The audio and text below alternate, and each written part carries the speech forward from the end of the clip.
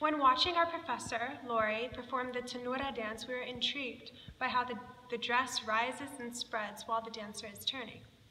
We were reminded of the force that causes the dress to spread, called centripetal force, which we learned about in our physics class.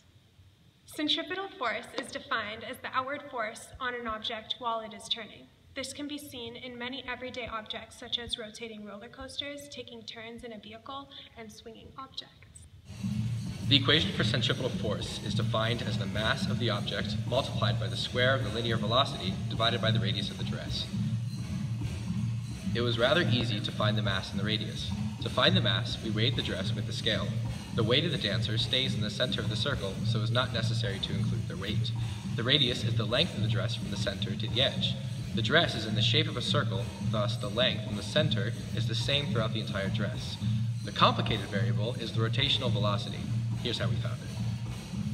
First, we had to find the angular velocity. In order to do this, we timed the amount of turns the dancer took in 1 minute. After finding that, we divided the number of turns by 60 seconds to find the rotation per second. The circumference of the dress, which is the length around the outside of the dress, is the distance traveled for each rotation.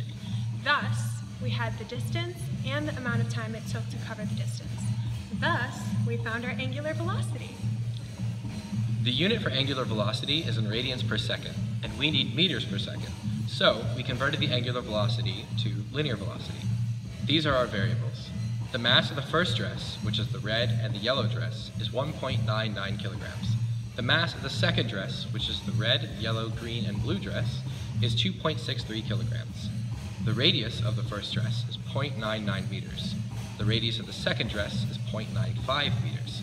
The linear velocity of the first dress is 6.32 meters per second. The linear velocity of the second dress is 6.35 meters per second. Now we have our variables. The centripetal force of the first dress, the red and yellow dress, is 80.29 newtons, which is a unit for force. The centripetal force of the second dress, the yellow, red, blue, and green dress, is 98.34 newtons. It can be observed that there is more centripetal force in the first dress due to it having a larger weight, and we can also see that the linear velocity of both dresses is exactly the same, even though they have different weights and radii.